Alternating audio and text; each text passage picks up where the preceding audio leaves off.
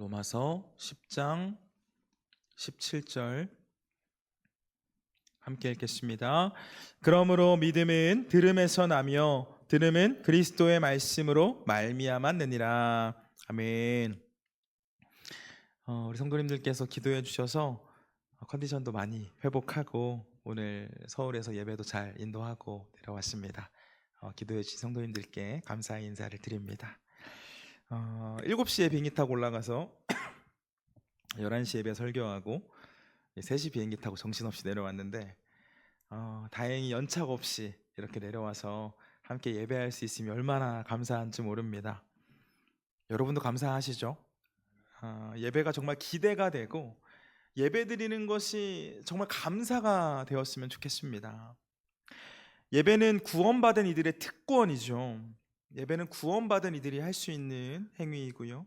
우리는 그 예배를 통해 살아계신 하나님을 경험하게 됩니다. 말하기는 이 예배를 소중히 여기고 예배를 기대하고 그래서 감사로 예배하는 저와 여러분 되길 축복합니다. 저희 가정에서는 다른 기념일은 챙기지 않지만 결혼 기념일만큼은 꼭 챙기려고 합니다. 챙기지 않았을 때 저희 아내가 섭섭함을 느끼기 때문은 아닙니다. 이 결혼 기념일을 지킴으로써 저희 두 사람이 한 몸을 이룬 것을 곧 제가 저희 아내의 남편이 되고 저희 아내는 제게 아내인 것을 확인하며 감사해하고 그렇게 앞으로도 서로에게 힘이 되어줄 것을 약속하는 시간으로 지킵니다. 그런데 여러분, 성도된 우리에게도 이 결혼기념일 행사와 같은 시간이 있습니다. 무슨 말일까요? 이 성도된 우리는 성찬을 통해 우리가 예수님의 신부 되었음을 기억합니다. 여러분, 성도가 성찬을 해야 하는 이유가 무엇이죠? 예수님께서 우리를 위해 당신의 몸을 내어주시던 그 밤에 이 빵과 포도주를 제자들에게 주시며 당신을 기억하라고 말씀하셨습니다. 이후에 예수님께서는 이 제자들에게 빵을 찢어서 주신 것처럼 당신의 몸이 다 찢기셨고 십자가 위에 달리신 예수님께서는 포도주와 같은 피를 흘리셨죠. 이 예수님의 십자가 대속의 은혜로 죄인인 우리는 구원을 받았고 그렇게 어떠한 대가도 없이 구원을 받은 우리는 성찬을 통해 예수님을 기억하고 기념합니다. 오늘부터 이 몇 주간의 수요 예배 시간을 통해서 세례와 성찬에 대한 말씀을 좀 나누려고 하는데요. 성도에게 세례와 성찬이 어떠한 의미가 있는지 정확하게 이해하고 감사함으로 예식에 참여하는 우리가 되길 한 번 더 축복합니다. 우리 오늘의 요리문답 살펴보겠습니다. 65문부터 68문까지 있는데요. 함께 읽겠습니다. 믿음만이 우리를 그리스도와 그의 모든 축복을 누릴 수 있게 한다면 이 믿음은 어떻게 생깁니까? 복음을 전할 때 우리 마음속에서 일하시는 성령이 믿음을 주시고 성례를 통해 그 믿음을 더욱 굳건하게 하십니다. 성례란 무엇입니까? 성례란 거룩하고 눈에 보이는 표시이며 인장입니다. 하나님은 그런 가시적인 방법을 통해 우리가 복음의 약속을 더욱 잘 이해하고 확증하도록 친히 제정하셨습니다. 복음이란 예수 그리스도가 십자가 위에서 완성하신 죽음 때문에 하나님이 우리 죄를 용서하시고 영원한 생명을 허락하셨다는 약속입니다. 말씀과 성례 이 두 가지는 구원의 유일한 근거로서 예수 그리스도에 대한 믿음에 초점을 맞추도록 의도된 것입니까? 그렇습니다. 성령은 우리에게 우리의 구원이 그리스도의 십자가 죽음에 전적으로 달려있다는 사실을 복음으로 가르치시고 성례를 통해 확신시켜 주십니다. 신약 성경에 얼마나 많은 그리스도의 성례가 제정되어 있습니까? 두 가지입니다. 거룩한 세례와 성만찬입니다. 아멘. 여러분, 수요일에는 저희가 이제 하이델베르크의 요리문답으로 말씀을 나누고 있죠. 그동안 너무나 많이 말씀을 나눈 것처럼 하나님께서는 우리에게 구원의 은혜를 베풀어 주셨고 우리는 그 은혜를 믿음으로 받습니다. 이 구원의 과정에서 필요한 모든 것은 하나님이 다 하셨고 우리에게 필요한 것은 오직 믿음인데, 이렇게 보면 이 믿음이 너무나 중요한 것 아닙니까? 그렇죠? 내가 구원받은 백성이 되고 하나님의 자녀가 되기 위해서는 믿음이 있어야 합니다. 믿음이 없으면 하나님의 은혜가 내 것이 될 수가 없는 거죠. 하나님께서 은혜를 주실 때 믿음은 손을 펴는 행위와 같다라고 말씀을 드렸습니다. 자, 그렇다면 여러분, 우리의 믿음은 어떻게 생길까요? 어떻게 하면 우리의 믿음이 생깁니까? 우리 본문 말씀 로마서 10장 17절 다시 한번 볼까요? 로마서 10장 17절 같이 읽습니다. 그러므로 믿음은 들음에서 나며 들음은 그리스도의 말씀으로 말미암았느니라. 아멘. 믿음은 들음으로 생깁니다. 뭘 듣나요? 그리스도의 말씀을 듣습니다. 여러분, 우리의 믿음이 생기는 것 다른 방법 없습니다. 성경 보고 설교 들으면 믿음이 생깁니다. 믿음이 자라나는 방법은 무엇일까요? 성경 많이 보고 설교 많이 들으면 우리의 믿음이 자랍니다. 성경을 읽기도 하고 쓰기도 하고 외우기도 할 때 우리의 믿음은 흔들리지 않는 믿음이 됩니다. 참 신기하죠? 분명 내 믿음이 분명하다고 생각을 했는데 이 말씀 읽는 것을 게을리하면 어느새 마음에 의심이 생깁니다. 또 찾아오는 환난에 무너지기도 하죠. 그러다가 성경을 다시 가까이 하고 목사님의 말씀을 가까이 하면 다시 믿음이 좋아지는 것을 느끼게 됩니다. 성령님께서 복음이 선포되는 그 순간에 우리의 믿음이 자라게 하시기 때문입니다. 성경 말씀 좀 찾아볼게요. 고린도전서 2장입니다. 고린도전서 2장 12절 말씀. 고린도전서 2장 12절 함께 읽겠습니다. 시작. 우리가 세상의 영을 받지 아니하고 오직 하나님으로부터 온 영을 받았으니 이는 우리로 하여금 하나님께서 우리에게 은혜로 주신 것들을 알게 하려 하심이라. 아멘. 하나님께서 우리에게 은혜로 주신 것들을 알게 하려 하심이라. 누가 하는 거죠? 성령님이 하시는 거죠.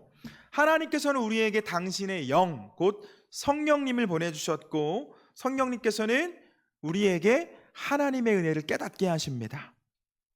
우리가 말씀을 읽을 때 그리고 말씀을 들을 때 보혜사 성령님께서는 우리 안에서 역사해 주시고 우리의 믿음이 자랄 수 있도록 도와주시는 거죠. 이 성령님의 도움은 계속되는데요. 성령님은 우리가 하나님을 아버지라고 고백하고 예수님을 나의 주님으로 고백할 수 있도록 돕습니다. 성경 조금 넘기셔서 고린도전서 12장입니다. 고린도전서 12장 3절 말씀 보겠습니다. 고린도전서 12장 3절 함께 읽겠습니다. 그러므로 내가 너희에게 알리노니 하나님의 영으로 말하는 자는 누구든지 예수를 저주할 자라 하지 아니하고 또 성령으로 아니하거든 누구든지 예수를 주시라 할 수 없느니라. 아멘. 이제 가끔 성도님들과 대화를 하다 보면 당신의 믿음이 분명한지 모르겠다라고 말씀하시는 분들이 계십니다. 이제 교회에 출석하면서 함께 예배드리고는 있지만 구원의 확신이 없는 분들 적지 않게 만나게 됩니다. 혹시 지금 이 자리에도 그렇게 생각하시는 분이 계실지 모르겠습니다. 여러분, 내가 구원을 받았는지 못 받았는지 확실하게 진단할 수 있는 방법이 하나 있습니다. 내가 하나님을 향해서 아버지라고 고백하고 있는지, 예수님을 향해 나의 주님으로 고백하고 있는지를 보면 됩니다. 만약 하나님을 향한 여러분의 기도에 아버지라는 단어가 사용되고 있고 또 예수님을 향해서 주님, 나의 주라고 고백하고 있다면 여러분은 성령의 사람이며 성령의 사람은 구원받은 사람입니다. 2000년 전 이 땅에서 활동했던 한 사람. 이 예수님을 주님으로 믿지 않는 사람들은 그저 세계 4대 성인 중에 한 사람으로 생각하는 그분을 우리는 주님이라고 고백하는 것이죠. 우리가 하는 게 아닙니다. 성령님께 살 수 있도록 도와주신 겁니다. 저절로 되는 게 아니죠. 억지로 되는 것은 더더욱 아닙니다. 이 고린도전서의 말씀처럼 믿음이 없는 사람들은 예수님을 저주합니다. 저주하지 않더라도 주님이라고 부르는 것은 상상할 수 없는 일이죠. 그죠? 교회 안 다니는 사람 중에 예수님을 나의 주님이라고 고백하는 사람이 어디 있겠습니까? 복음이 선포될 때 성령님께서 역사해 주시고 그 성령의 도움을 받은 사람은 복음, 특별히 그 예수님에 대한 미움과 적개심이 사라집니다. 사라지는 정도가 아니죠. 복음이 믿어집니다. 예수님께서 날 위해 죽으신 것이 분명하게 믿어지는 거죠. 혹시 여러분의 입술에 하나님을 향해 아버지라는 고백이, 예수님을 향해 주님이라는 고백이 나오지 않는다면 기도하십시오. 그리고 성경을 더 가까이 하십시오. 우리의 구원을 위해 모든 일을 하신 하나님께서 우리에게 믿음을 선물로 주십니다. 주님 말씀하시죠. 너희는 그 은혜에 의하여 믿음으로 말미암아 구원을 받았으니 이것은 너희에게서 난 것이 아니요 하나님의 선물이라. 여러분, 은혜를 사모하는 자에게 하나님께서는 구원에 이르는 믿음을 허락해 주십니다. 바라기는 저 여러분 모두가 이 믿음을 분명히 하길 축복합니다. 오늘 살펴본 요리문답은 우리 믿음이 자라나게 하는 방법으로 성례전을 소개하고 있는데요. 개신교에서 성례전은 세례와 성찬을 말합니다. 우리 개신교 안에 특별히 감리교는 잘 많이 살펴보지 않지만 장로교에서는 이 요리문답 시리즈들을 많이 봅니다. 소요리민스터, 웨스터민스터, 소요리문답, 우리가 살펴보고 있는 하이델베르크 요리문답 이런 것들을 보는데 이 요리문답이 나온 이유 중에 하나는 이 가톨릭과의 차이점을 설명하기 위해서, 종교개혁 시대에 로마 교회와의 차이점을 설명하기 위해서 개신교의 신학을 정리해 놓은 책들입니다. 우리 개신교에서는 성례전을 두 가지로 말씀합니다. 세례와 성찬. 저는 오늘부터 이제 세례와 성찬을 여러분들과 이제 말씀을 나눈다라고 말씀을 드렸는데, 말씀을 묵상하는데 이 결혼에 대한 이미지로 좀 설명을 드리면 이해하기가 쉽겠다라는 지혜를 하나님께서 주셨습니다. 여러분, 이 남자와 여자가 법적으로 부부가 되는 것은 혼인신고를 통해서 되는 거죠. 그죠?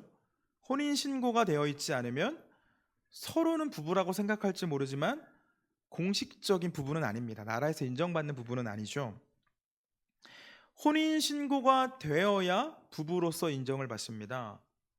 그럼 결혼식은 왜 하죠? 결혼식이 아니라 혼인신고를 통해 부부가 된다면 결혼식은 안 해도 되는 것 아닙니까? 지금까지 낸 축의금을 회수하기 위해서 결혼식을 하나요? 아니죠.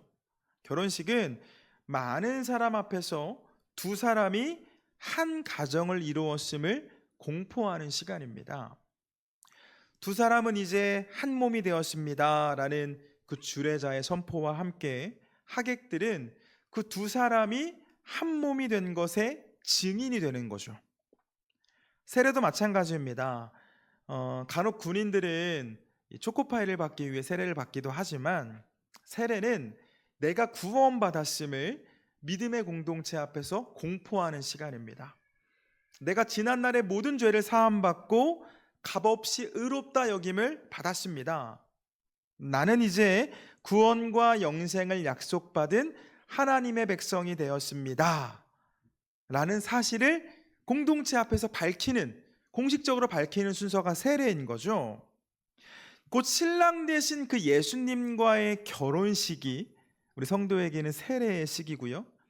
우리는 그 세례를 통해 많은 사람 앞에서 내가 주님의 신부된 사실을 알립니다. 나아가 세례는 내가 주님의 신부로 살기로 스스로 결단하는 시간이기 때문에 우리는 그 세례의 순간을 통해 믿음이 한 단계 더 성장하는 것을 경험하게 됩니다.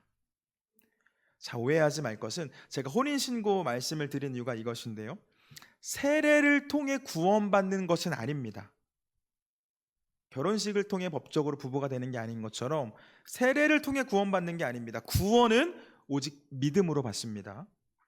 믿음으로 구원받는 사람이 내가 구원받았음을 공동체에게 알리는 순서가 세례다라는 것이죠. 그럼 성찬은 어떤 의미일까요? 성찬.